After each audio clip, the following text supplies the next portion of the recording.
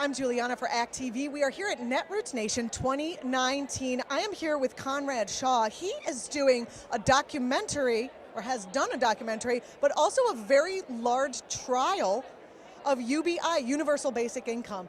How exciting. Can you talk about, first, tell people what is Universal Basic Income? Universal Basic Income is an idea that's coming up a lot that sort of has found support across the aisle.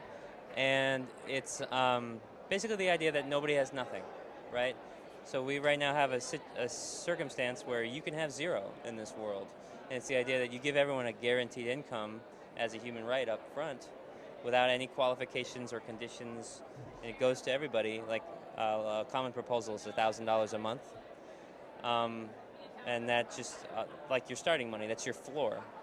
So everyone would have something through the government or however, but that's the idea. We were speaking briefly before this interview about getting $1,000 a month. It was for adults and then $300 for children, and I just relaxed. There's this idea that if you have a floor, you can just relax. What effect, if we had this, let's just think out, and maybe the research that you've done will inform on this question. If we had this across the board, what do you think the effects on society would be?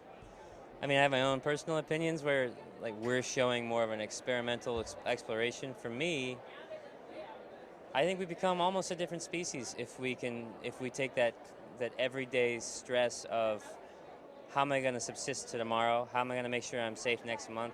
How am I going to make sure I can get through retirement? If that's all you're ever thinking about is your future survival, you're not in the moment. And you're thinking in terms of what do I need to take, rather than if you knew you were always going to be okay, maybe you could think, what do I want to give? What do I want to give back? So it would just basically undermine all of capitalism. Or make it finally work better, you know? I don't know. Either way. I don't want to speculate too hard. It would definitely radically change capitalism from what we know it to be, I think. There would be so many more artists, because you'd be like, you wouldn't have to put away your dream in order to work for some corporation if that wasn't your dream. Yeah, I moved to New York. I left an engineering job and moved to New York to pursue acting. And what that really meant is I spent 10 years waiting tables and trying to act on the side. And there's a reason that throughout history, most artists, innovators, business people, anything that takes the time and entrepreneurial investment, they came from wealth because they were able to have that time to take a risk. If you don't have the ability to not make money for a while, you cannot invest in yourself in that way. So your project, you fundraised so that you could have a cohort of people who are getting a universal basic income. And we discussed this before the program. You have people from, as you said, homeless to middle income. Can you talk a little bit about that project? Yeah, I mean, we decided we wanted to show a wide diversity of people and what it would be like, and just give a fly-on-the-wall glimpse of what it would be like, and address people's issues of like, well, what if people misspend it, or do more drugs? They're going to buy more drugs. It's always And we embraced stories of people that a lot of people would be able to relate to or might judge, and we embraced these stories and film just exactly what happens. And so we tried to pick stories from a lot of important topical issues of the day, like trans rights, recidivism, homelessness, just like middle class suburban living, retirement to home, rural subsistence farming, disaster recovery from hurricanes. We wanted to basically the series is about these stories, and UBI is the lens. It's like a what if. Like what if these stories that we all recognize were happening to people that lived in sort of a UBI world, and it's just a glimpse of that, Where can people find the movie? So it's a series. Oh, excuse me. And it's not done. So we're halfway through the 2-year trial. We have the first year, the first season that we intend to shoot in the can, so to speak. And we are still working on post-production. And it's called Bootstraps. It's called Bootstraps, and the idea is we hope to release it in January of 2020, and right when they're having debates and primary elections, and really force the issue, like create a substantive conversation around basic income where it could be more substantive and get people really thinking about it and exploring the issue.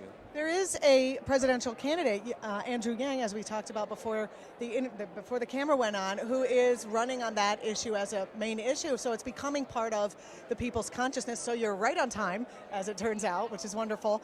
Can you talk about what you see in the political sphere about this issue gaining traction? We have some we have some socialist candidates. We have Bernie Sanders. We have Elizabeth Warren. We have people who are just taking on the platforms of Bernie Sanders and Elizabeth Warren.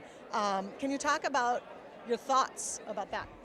Yeah, I mean, we have a lot of people now who are speaking the language of UBI, even if they're not coming to UBI as the solution. And there's this messaging thing we're working out. There's the idea of what it really means. It's so radically new to us to think of a society where you get something for nothing, so to speak.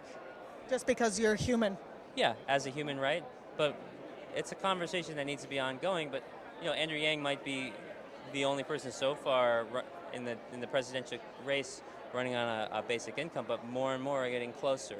When you look at Kamala Harris's Lyft plan, that's elements of a UBI. And then Rashida Tlaib did a version that's even closer, where it's not only for people that's working, it's for people all the way down to no income.